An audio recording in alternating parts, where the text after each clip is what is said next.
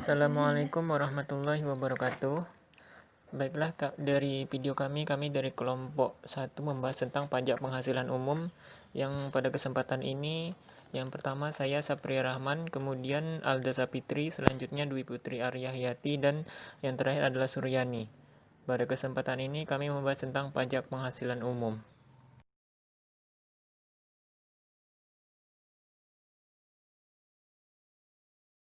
Definisi dan dasar hukum pajak penghasilan atau PPh. Pajak penghasilan atau PPh adalah pajak yang dikenakan terhadap subjek pajak atau penghasilan yang diterima atau diperolehnya dalam suatu tahun pajak. Peraturan perundangan yang mengatur pajak penghasilan di Indonesia adalah Undang-Undang Nomor 7 Tahun 1983 yang telah disempurnakan dengan Undang-Undang Nomor 7 Tahun 1991, Undang-Undang Nomor 10 Tahun 1994, Undang-Undang Nomor 17 Tahun 2000, dan Undang-Undang Nomor 36 Tahun 2008. Peraturan pemerintah, keputusan presiden, keputusan Menteri Keuangan, keputusan Direktur Jenderal Pajak maupun surat edaran Direktur Jenderal Pajak.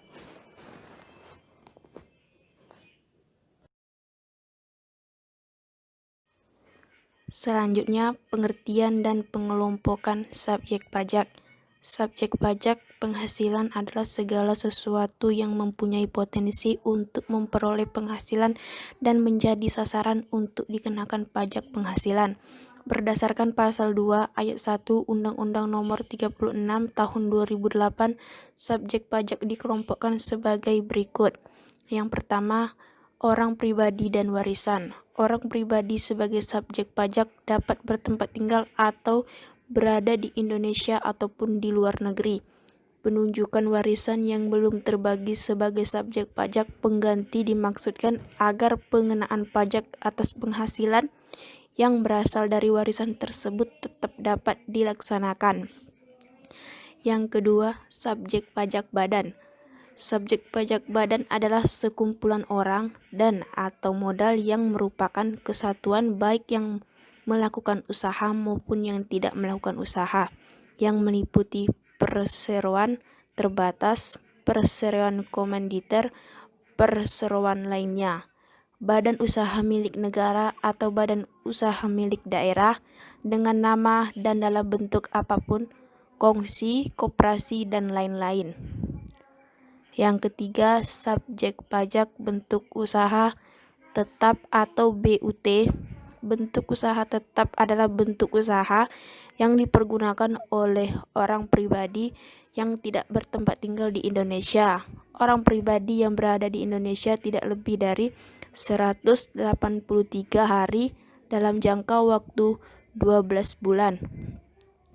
Dan badan yang tidak didirikan dan tidak bertempat kedudukan di Indonesia untuk menjalankan usaha atau melakukan kegiatan di Indonesia yang dapat berupa kantor perwakilan, gedung kantor, pabrik, bengkel, gudang, dan lain-lain.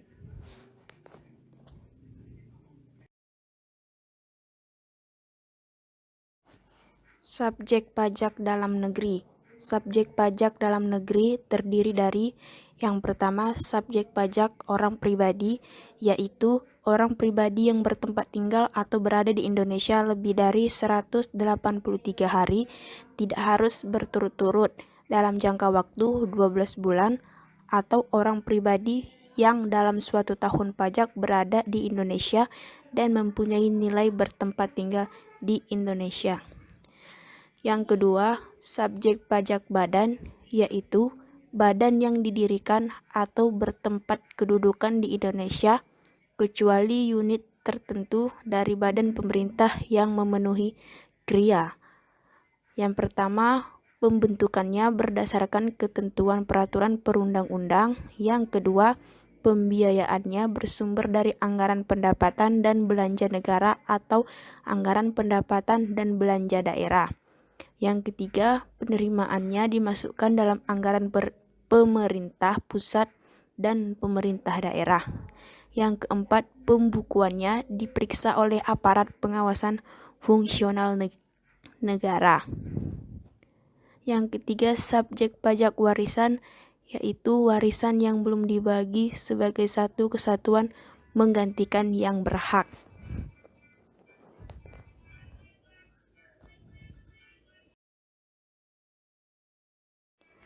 Subjek pajak luar negeri. Subjek pajak luar negeri yang terdiri dari yang pertama, subjek pajak orang pribadi, yaitu orang pribadi yang tidak bertempat tinggal di Indonesia.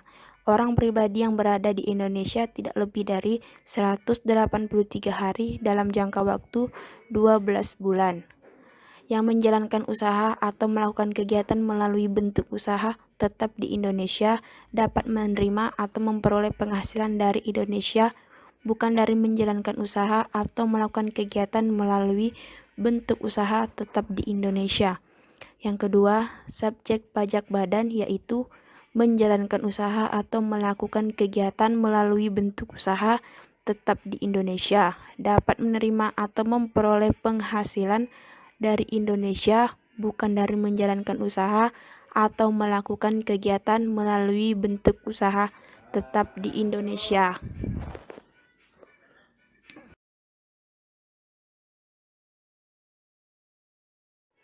Selanjutnya, kewajiban pajak subjektif. Untuk lebih memperjelas pengertian kapan mulai dan berakhirnya sebagai subjek pajak dalam negeri maupun subjek pajak di luar negeri, berikut ini diberikan tabel mulai dan berakhirnya pajak subjektif. Mulainya subjektif pajak dalam negeri orang pribadi adalah saat dilahirkan, dan berakhirnya subjektif pajak dalam negeri orang pribadi saat meninggal. Dan mulainya subjektif pajak dalam negeri orang pribadi saat berada di Indonesia atau bertempat tinggal di Indonesia, dan berakhirnya saat meninggalkan Indonesia untuk selama-lamanya. Dimulainya subjektif pajak dalam negeri badan, yaitu saat didirikan atau bertempat kedudukan di Indonesia, dan berakhirnya saat dibubarkan atau tidak bertempat kedudukan di Indonesia. Dan dimulainya subjek pajak luar negeri melalui BUT, yaitu saat menjalankan usaha atau melakukan kegiatan melalui BUT di Indonesia, dan berakhirnya saat tidak lagi menjalankan usaha atau melakukan kegiatan melalui BUT di Indonesia. Dimulainya subjek pajak luar negeri tidak melalui BUT adalah saat menerima atau memperoleh penghasilan dari Indonesia, dan berakhirnya saat tidak lagi menerima atau memperoleh penghasilan dari Indonesia. Dimulainya warisan belum terbagi saat timbulnya warisan yang belum terbagi, dan berakhirnya saat warisan telah selesai dibagikan.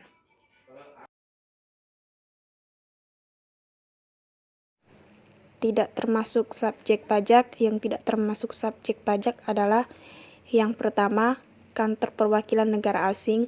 Yang kedua, pejabat perwakilan diplomatik dan konsulat atau pejabat lain dari negara asing, dan orang-orang yang diperbantukan kepada mereka yang bekerja pada dan bertempat tinggal bersama-sama mereka.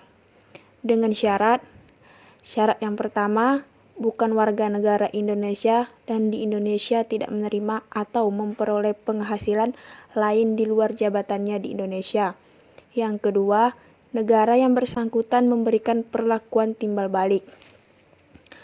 Organisasi internasional sebagaimana dimaksud dalam Keputusan Menteri Keuangan nomor 574 per KMK 04/2000 tanggal 26 Desember 2000 sebagaimana telah diubah terakhir dengan Keputusan Menteri Keuangan nomor 243 per KMK 03/2003 tanggal 4 Juni 2003 dengan syarat yang pertama, Indonesia menjadi anggota organisasi tersebut. Yang kedua, tidak menjalankan usaha atau kegiatan lain untuk memperoleh penghasilan dari Indonesia selain pemberian pinjaman kepada pemerintah yang dananya berasal dari iuran para anggota.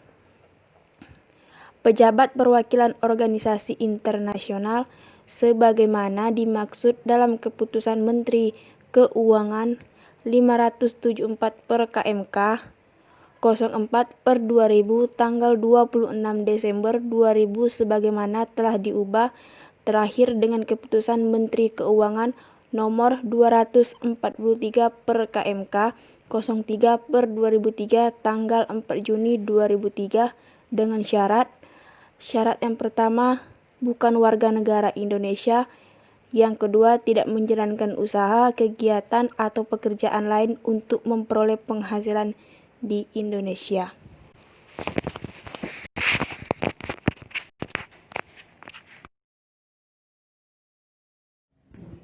Baiklah, saya akan melanjutkan penjelasan dari teman saya yang Alda Sapitri. Selanjutnya yaitu adalah objek pajak.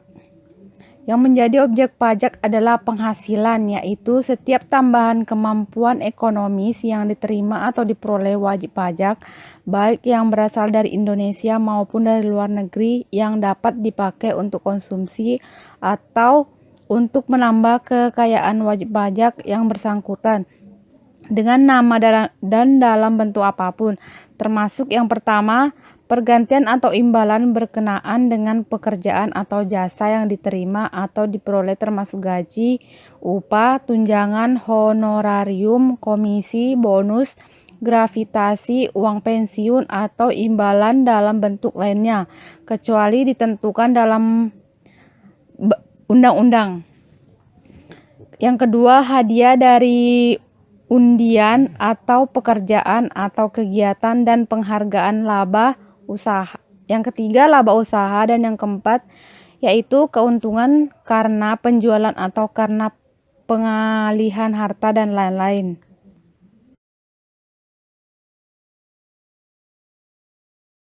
Selanjutnya, yang tidak termasuk objek pajak yang dikecualikan dari objek pajak adalah yang pertama, A. Bantuan sumbangan termasuk zakat yang diterima oleh badan amil zakat atau lembaga amil zakat yang dibentuk atau disahkan oleh pemerintah dan para penerima zakat yang berhak. Yang B. Harta hibahan yang diterima oleh keluarga, saudara, dalam garis keturunan lurus 1 derajat dan badan keagamaan, badan pendidikan, badan sosial atau pengusaha kecil termasuk koperasi yang ditetapkan oleh Menteri Keuangan sepanjang tidak ada hubungan dengan usaha, pekerjaan, kepemilikan, atau penguasa di antara pihak-pihak yang bersangkutan. Yang dua, warisan. Yang ketiga, harta termasuk serotan tunai yang diterima oleh badan sebagai pengganti saham atau penyertaan modal. Yang empat, modal. Yang keempat yaitu pengertian atau imbalan sehubungan dengan pekerjaan atau jasa yang diterima atau diperoleh dalam bentuk natura dan atau kenikmatan dari wajib pajak oleh pemerintah. Yang kelima yaitu pembayaran dari perusahaan asuransi kepada orang pribadi sehubungan dengan asuransi kesehatan, asuransi kecelakaan, asuransi jiwa, asuransi dwiguna, dan asuransi beasiswa dan lain-lain.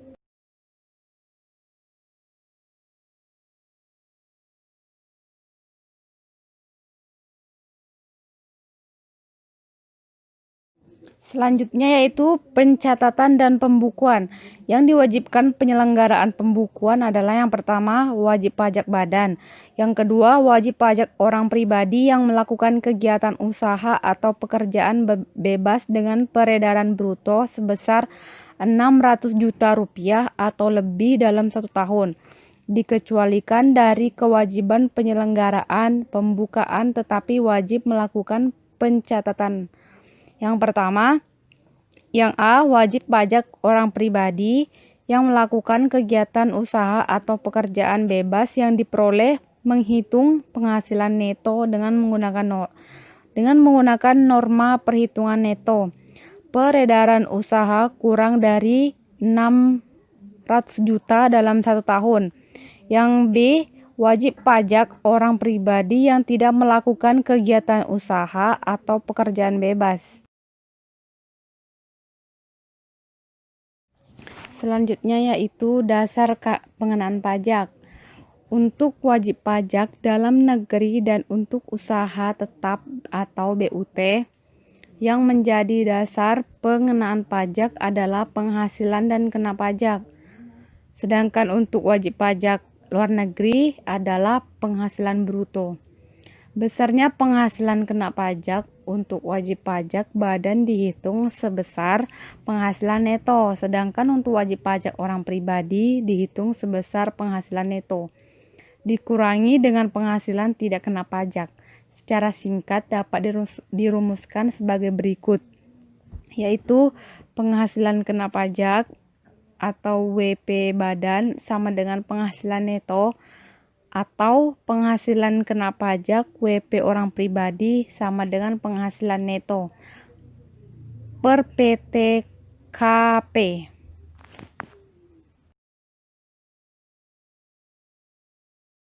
Cara menghitung penghasilan kena pajak.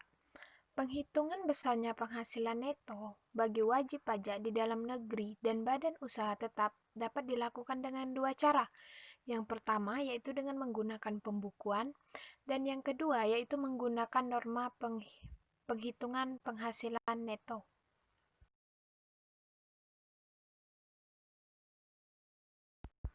Menghitung penghasilan kena pajak dengan menggunakan pembukuan. Pembukuan adalah suatu proses pencatatan yang dilakukan secara teratur untuk mengumpulkan data dan informasi keuangan yang meliputi harta, kewajiban, modal, penghasilan, dan biaya, serta jumlah harga perolehan dan penyerahan barang atau jasa, yang ditutup dengan menyusun laporan keuangan berupa neraca dan laporan laba rugi pada setiap tahun pajak berakhir pembukuan. Untuk wajib pajak, badan besar penghasilan kena pajak sama dengan penghasilan neto, yaitu penghasilan bruto dikurangi pajak penghasilan umum. Untuk wajib pajak orang pribadi, besar penghasilan kena pajak sama dengan penghasilan neto dikurangi dengan PTKP.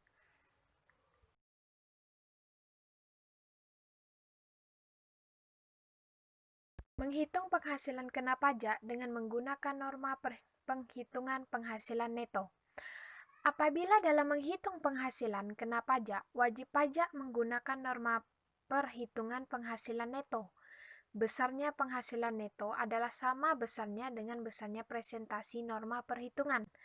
Penghasilan neto dikalikan dengan jumlah peredaran usaha atau penerimaan bruto pekerjaan bebas setahun. Wajib pajak yang boleh menggunakan norma perhitungan penghasilan neto adalah wajib pajak orang pribadi yang memenuhi syarat sebagai berikut. Yang pertama, peredaran bruto kurang dari 4.800.000.000 rupiah per tahun. Yang kedua, mengajukan permohonan dalam jangka waktu 3 bulan pertama dari tahun buku. Yang ketiga, menyelenggarakan pencatatan.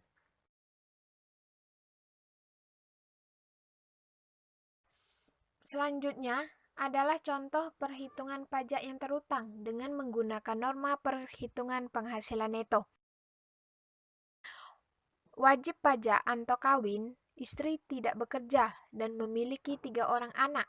Ia seorang dokter, bertempat tinggal di Jakarta, juga memiliki industri rotan di Cirebon.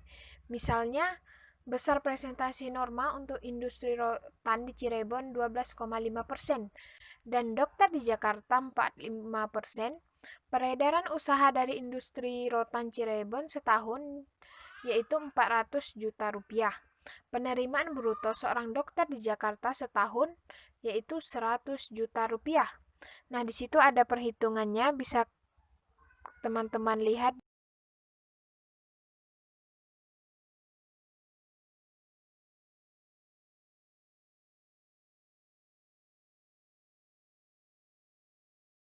Selanjutnya ada penghasilan tidak kena pajak atau PTKP.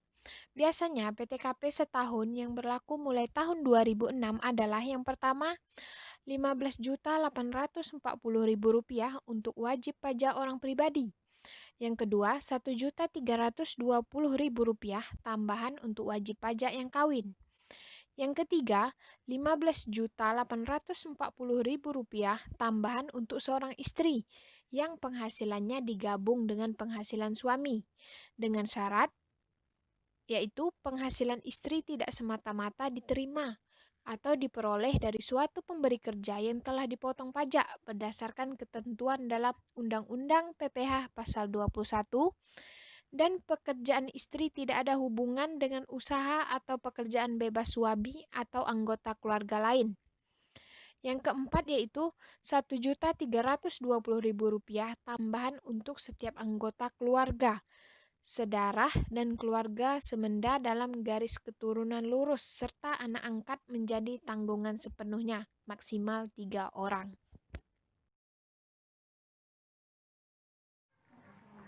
Baiklah, di sini saya akan melanjutkan pembahasan tentang penghasilan tidak kena pajak. Di sini ada sebuah contohnya. Yang pertama, Joko sudah menikah dengan mempunyai seorang anak. Jadi, penghasilan tidak kena pajak Joko adalah yang penghasilan tidak kena pajak Joko setahun untuk wajib pajak sendiri sebesar 15.840.000. Untuk tambahan wajib pajak kawin sebesar Rp1.320.000. Kemudian tambahan satu anak yaitu sebesar Rp1.320.000. Jadi jumlahnya adalah sebesar Rp18.480.000. Untuk contoh yang kedua yaitu John. Di sini John sebagai warga negara asing bekerja di Indonesia pada tanggal 1 Oktober 2009 dengan kontrak kerja selama 2 tahun. John mempunyai 3 anak. Jadi, penghasilan tidak kena pajak John untuk tahun 2006 adalah untuk wajib pajak sendiri sebesar Rp15.840.000. Untuk tambahan wajib pajak kawin sebesar Rp1.320.000. Selanjutnya tambahan 3 anak sebesar Rp3.960.000. Jadi jumlahnya adalah sebesar Rp21.120.000.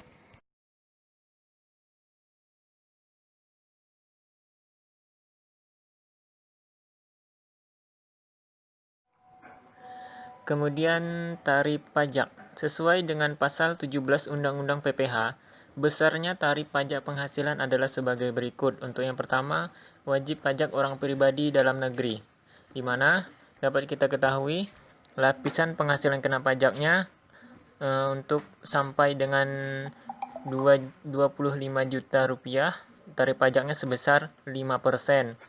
Untuk di atas 50 juta rupiah sampai dengan 250 juta rupiah, tarif pajaknya sebesar 15%. Kemudian untuk di atas 250 juta rupiah sampai dengan 500 juta rupiah, tarif pajaknya adalah sebesar 25%. Selanjutnya untuk di atas 500 juta rupiah, tarif pajaknya sebesar 30%.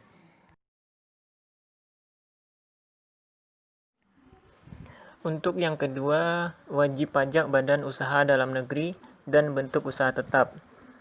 Tarif pajak yang diterapkan atas penghasilan kena pajak bagi wajib pajak dalam negeri dan usaha tetap adalah sebesar 28%.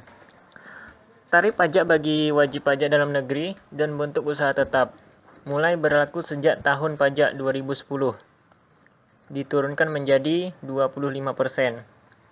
Wajib pajak badan dalam negeri berbentuk perseroan terbuka yang paling sedikit 40% dari jumlah keseluruhan saham yang disetor diperdagangkan di Bursa Efek di Indonesia dan memenuhi persyaratan tertentu lainnya dapat memperoleh tarif sebesar 5%, lebih rendah daripada tarif yang berlaku.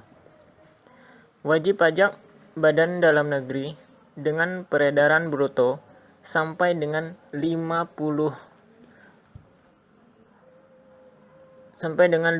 miliar mendapat fasilitas berupa pengurangan tarif sebesar 50%. yang dikenakan atas penghasilan kena pajak dari bagian peredaran bruto sampai dengan 4.800.000.000 rupiah.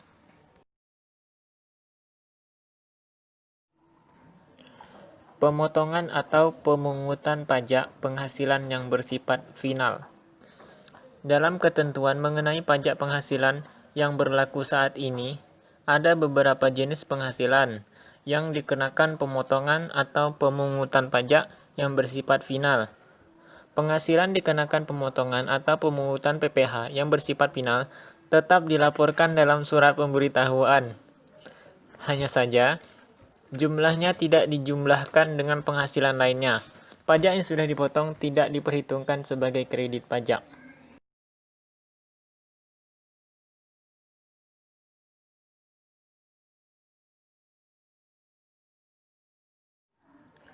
Kemudian yang terakhir adalah cara melunasi pajak. Cara melunasi pajak ada dua cara. Yang pertama, pelunasan pajak tahunan berjalan, yaitu pelunasan pajak dalam masa pajak yang meliputi pembayaran sendiri oleh wajib pajak sesuai dengan pasal PPh, pasal 25, untuk setiap masa pajak.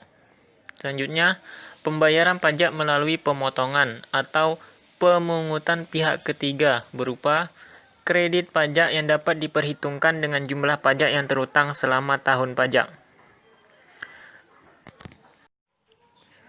Selanjutnya yang kedua, cara melunasi pajak yaitu dengan cara pelunasan pajak sesudah akhir tahun.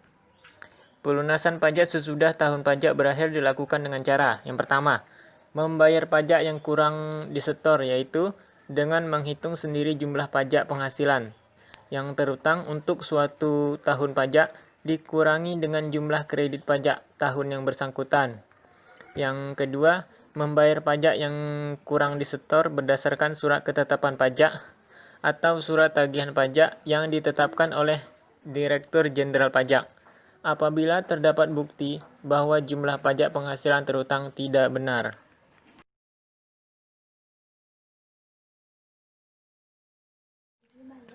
Baiklah, mungkin hanya itu penjelasan dari kelompok kami tentang pajak penghasilan umum.